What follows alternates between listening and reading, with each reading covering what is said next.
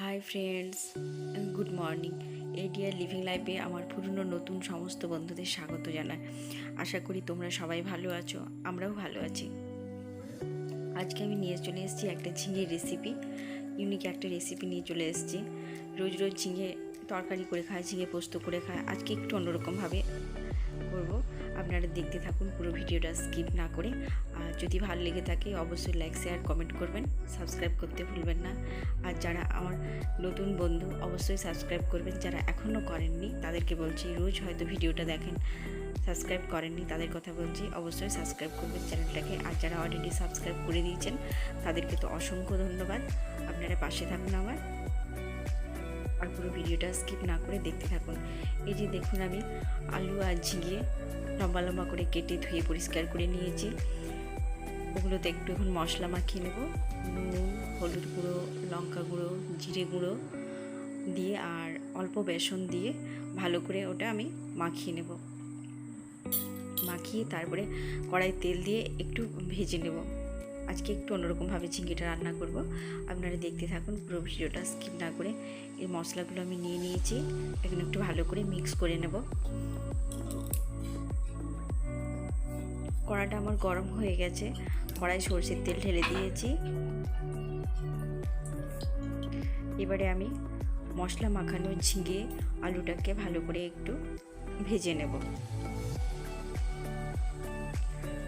নুন, হলুদ গুঁড়ো, লঙ্কা গুঁড়ো, জিরে গুঁড়ো, বেসন মাখিয়ে রেখেছিলাম এটাতে, একটু এখন আমি ভেজে নেব এটাকে হালকা করে।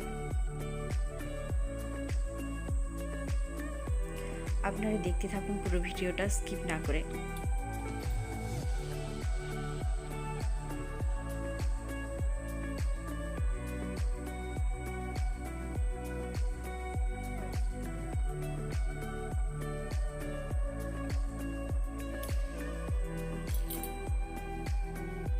এইভাবে নাড়াচাড়া করতে থাকবো আর একটু ভেজে নেবো। নাড়াচাড়া করলে বেসন দেওয়া আছে না, লেগে যাবে, তাড়াতাড়ি লেগে যাচ্ছে।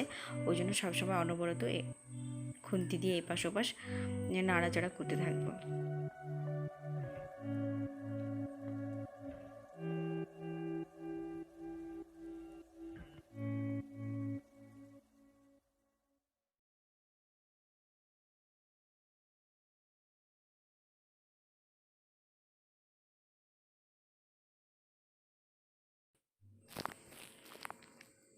ঝিঙে আলুটা আমার ভাজা হয়ে গেছে দেখুন। আমি অন্য থালায় রেখে দিলাম, যে থালায় আমি রেখেছিলাম মশলা মাখিয়ে, সেই থালায় আমি রেখে দিলাম। এখন ভাজা হয়ে গেছে আমার ঝিঙে আর আলুটা।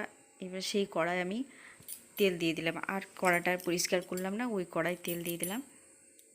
সর্ষের তেলে রান্না করব, খেতে ভালো লাগবে। তেলটা আমার গরম হয়ে গেছে দেখুন। আমি ছোট ছোট করে পেঁয়াজ কুচি কুচি করে কেটে রেখেছিলাম, পেঁয়াজ কুচি দিয়ে দিলাম, সঙ্গে টমেটোটাও দিয়ে দিলাম। তাহলে কী হবে, একসাথে দুটো ভাজা হয়ে যাবে আর গলে যাবে টমেটোটাও তাড়াতাড়ি করে। অল্প পরিমাণ নুন দিয়ে দিলাম, যেহেতু আমি ঝিঙে আর আলু আগে আমি নুন মাখিয়ে রেখেছিলাম ভাজার সময়। তার আগে, ভাজার আগে আমি যখন মশলাগুলো মেশাই তখন আমি নুন মাখিয়ে রেখেছিলাম, তাই অল্প পরিমাণে নুন দিলাম, আর বেশি নুন দিইনি কারণ বেশি হয়ে যাবে তাই।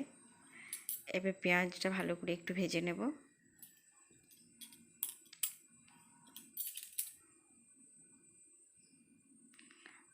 পেঁয়াজটা আমার ভাজা হয়ে গেছে দেখুন।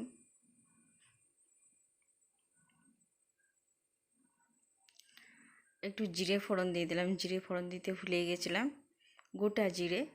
একটু জিরে ফোড়ন দিয়ে দিলাম, ওটা মনে ছিল না, ভুলে গেছিলাম, তাই পরে পেঁয়াজ আর টমেটো কুচিটা একটু সাইড করে জিরেটা ফোড়ন দিয়ে দিলাম।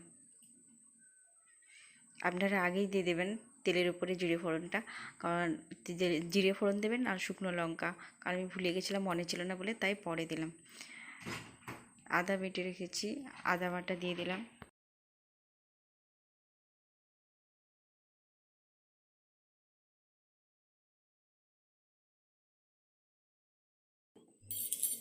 আদা বাটা দিয়ে দিয়েছি, আদা বাটা দেওয়ার পরে বেশ কিছুক্ষণ নাড়াচাড়া করে আদাটাকে ভেজে নেব। এবার রসুন বাটাটা দিয়ে দিয়েছি, অল্প পরিমাণে দিচ্ছি, রসুন বেশি প্রয়োজন নেই। রসুন বাটাটা দিয়ে বেশ কিছুক্ষণ আবার কষে নেব মশলাটাকে।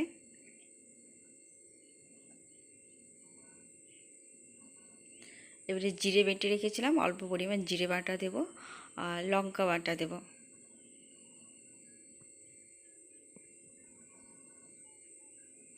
সব মশলাগুলো দিয়ে বেশ কিছুক্ষণ আমি কষিয়ে নেব।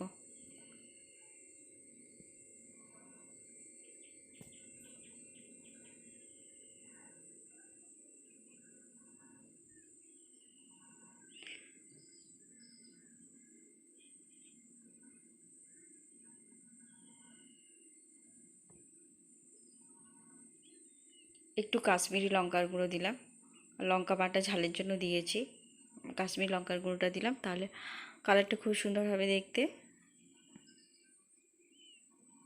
দেখুন মশলাটা আমার কষা হয়ে গেছে, একটু জল লাগবে, তার কারণ লেগে যাচ্ছে কড়াই আমার। অল্প পরিমাণ আমি জল দিয়ে দিলাম আর একটু ভালো করে কষে নেব।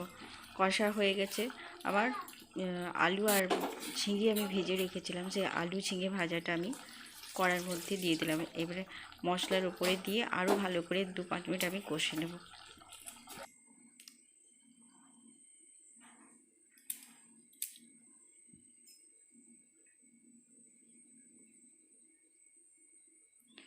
এবার আরও 2-5 মিনিট কষিয়ে নেব, কষাতে থাকবো ভালো করে। কষানো আমার হয়ে গেছে, দেখুন থালা ধোয়া জলটা দিয়ে দিলাম, যে থালার উপরে আমি ভেজে রেখেছিলাম ঝিঙে আলুগুলো, তার মশলা কিছুটা লেগেছিলো, ওগুলো আমার ধোয়া হয়ে গেল। ধুয়ে আমি থালা ধোয়া জলটা দিয়ে দিলাম।